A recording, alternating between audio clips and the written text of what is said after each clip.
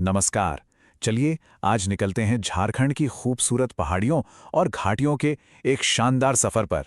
जो भी इस राज्य के भूगोल को आसान तरीके से समझना चाहते हैं, ये दौरा उनके लिए बहुत खास होने वाला है। तो सबसे पहले एकदम बेसिक से शुरू करते हैं। पहाड़ी और घाटी में आखिर फर्क क्या है?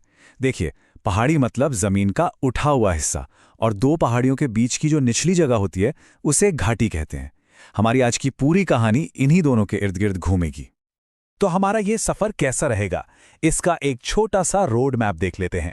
हम झारखंड को अलग अलग हिस्सों में बांटकर घूमेंगे ताकि हर पहाड़ी और घाटी की खासियत आसानी से याद हो जाए।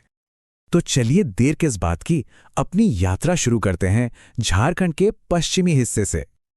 ये देखिए, नक्शे पर ये जो हिस्से हैं ना, गढ़वा, पलामू, चतरा और लातेहार, यहीं से हमारी शुरुआत हो रही है। ये इलाके अपनी खास भौगोलिक बनावट के लिए जाने जाते हैं। अच्छा, अब जरा इस टेबल पर नजर डालिए। हर जिले की अपनी एक अलग कहानी है। गढ़वा में सुरवत पहाड़ी है, तो पलामू में सुल्तानी घाटी, और लातेहार की नेतरहाट घाटी तो वो तो अपनी खूबसूरती के लिए मशहूर है ही। चलिए पश्चिम में ही थोड़ा और आगे बढ़ते हैं। अब हमारी नजर होगी लोहरदगा, गुमला और सिमडेगा पर। देखते हैं यहाँ क्या खास है। देखिए, लोहरदगा की पजरी पहाड़ी हो या सिमडेगा की कोलेबिरा घाटी, ये सिर्फ भूगोल के नाम नहीं हैं। ये इन जगहों की पहचान है, वहाँ की संस्कृति और लोगों के जीवन से गहराई से जुड़ी हुई हैं। तो पश्चिम का इलाका देखने के बाद अब हम गाड़ी का रुख मोड़ रहे हैं झारखंड के बिल्कुल बीचों बीच, इसके दिल की तरफ, जहां राज्य की राजधानी भी है। नक्शे में अब हम आ गए हैं बिल्कुल सेंट्रल रीजन में। ये इलाका सिर्फ इंडस्ट्रीज के लिए ही नहीं, बल्कि अपनी खूबसूरत पहाड़ियों और घाटियों के लिए भी उतना ही जाना जाता है। अब यहां देखिए, पूर्वी सिंहभूम की दलमा पहाड़ियां।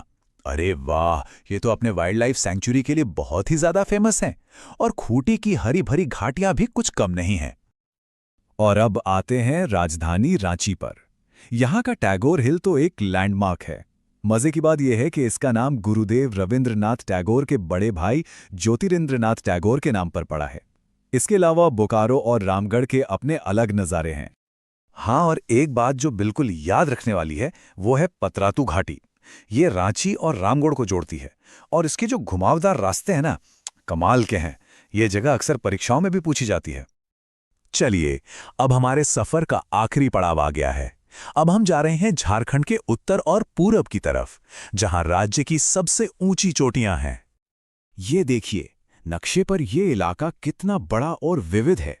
यहीं पर झारखंड के कुछ सबसे बड़े ज्योग्राफिकल वंडर्स छुपे हुए हैं। और ये देखिए, गिरिडीह में पारसनाथ पहाड़ी। ये सिर्फ झारखंड की सबसे ऊंची चोटी ही नहीं है, बल्कि जैन धर्म के लिए एक बहुत बड़ा, बहुत ही पवित्र तीर्थ स्थल है। इसका महत्व बिल्कुल अलग लेवल पर है। साथ ही हजारीबाग और कोडरमा में भी कई अहम पहाड़ियां हैं।